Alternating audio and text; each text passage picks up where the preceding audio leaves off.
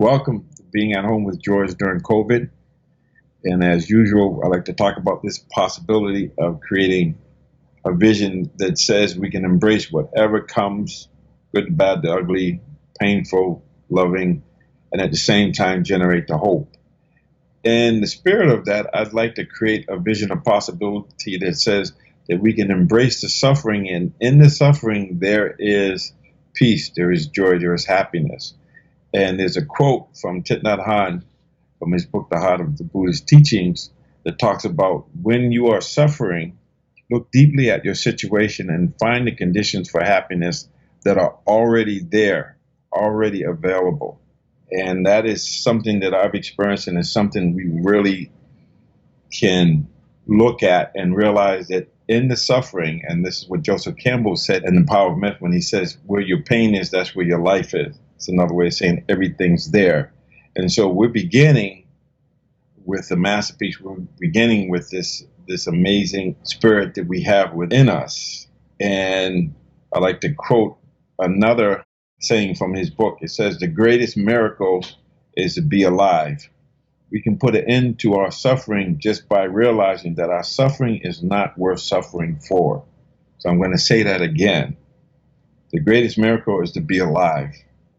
We can put an end to our suffering just by realizing that our suffering is not worth suffering for.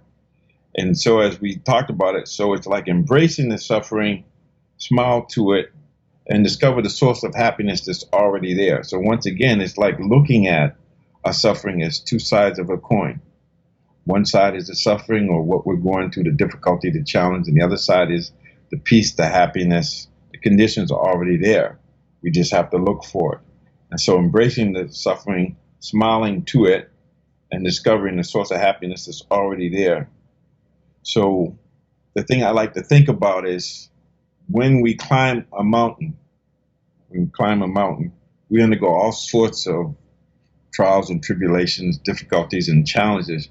But what keeps us going is we know that once we get to the mountain, we will feel great. We will feel joy and peace, ease, and satisfaction, the taste of what it feels like when a task is well done. That's what we're the feeling of being at the top, the feeling of bliss. So it's just this idea of understanding that it's all there. We've been talking about it over the weeks and months when we talk about making the shift from doing to being, and focusing on what we want, focusing on how we need to be, so that we're able to hit the ground when things open, like they're opening up now. We're able to hit the ground with both feet running and the heart humming. And my own experience, when I reflect on all of my challenges, all the things that I've gone through, is when I'm focusing on bliss, focusing on finding my happiness. It reminds me of what Viktor Frankel said when he said that when we find meaning in suffering, it ceases to be suffering. And he talks about one of the ways of finding meaning is to experience something or to encounter someone or really love. It's about being open and saying yes to this and seeing it as a stepping stone, not as a roadblock. So this idea of missing these moments, these miracles that are right here, when we can just be present and understand that in the midst of the suffering, there's peace, there's ease, and we can find that eye of the hurricane, that stillness. We can connect to divinity and be able to see things, and the joy of being present in the moment and saying yes to life and generating the hope and saying, yeah, this is a stepping stone. So it's all about coming in from this perspective of there's something to get here. Life gives us lessons, and if we can see the lesson and learn from it, the roadblock becomes a stepping stone, and by stepping over it, we develop what we call strong self-efficacy. And we know this because we have this ability to create space between stimulus and response, and in that space, we get to choose, and we want to choose yes. We want to look at what's right.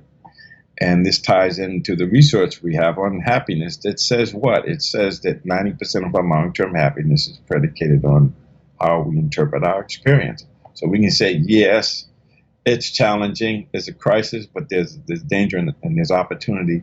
And the opportunity for me to still express myself, to be myself, to learn, and to have the experience of being fully alive. That's what being fully alive is. It's not shirking, not withdrawing, but embracing, generating the hope, and seeing the happiness that's already available, seeing the peace that's already available, seeing the ease that's already available. We don't have to look any place other than in the moment, what we're experiencing. And so to me, it's like we go through stuff, and I know from my past life and doing all the wrong things for the wrong reason, one of the things that kept me going was I anticipated getting something at the end of that. And I wasn't right, or it wasn't something that was helpful, but we can understand that that's what we do. We have to delay gratification. We can go through things, but I'm also saying you can have joy in a moment. You can have joy in the journey just by embracing it and going with it and keeping that joy, keeping access to the joy, keeping access to the peace, the happiness that's there, yet we're not looking for it. And that's why we don't see it. So when we are suffering, look deeply at your situation and feel the conditions for happiness that are already there, already available. Because like everything else, joy or suffering, it's impermanent. It's going to come, it's going to go. But one of the things we could do is when we have it, we can embrace it. So we don't have to wait till we get a headache before we realize the non-headache. We don't have to wait till we get a toothache to appreciate the non-toothache. We don't have to wait till we feel symptoms to realize what it's like just to not have symptoms, just to be able to breathe, just to be able to not have a headache. My experience with the coronavirus vaccine, I had symptoms on the second shot. And I can tell you how happy I was once I got through those symptoms. After that 10 hours, I embraced just the idea that I could just not have a headache, not feel nausea, not feel like I have to go to the bathroom every 5 minutes. That was such a freedom. And we have it all the time, but I don't recognize it. So what are the things that I can learn, what we can recognize that are okay? And I'm fond of saying right now, there's nothing wrong. This moment, as long as I breathe in and breathe out, that's the secret of life, breathing. There's nothing wrong. Now, if I get a concern, it's because I'm projecting or reflecting on what happened before. And right now, it's just being in this moment and realizing, yes, that well-being is right there where the suffering is. So I can look at it as suffering or as hurt, or I can see it as well-being is present in that hurt if I can relate to it in a way where I'm embracing it, saying yes to it, and then learning from it and using it as a stepping stone.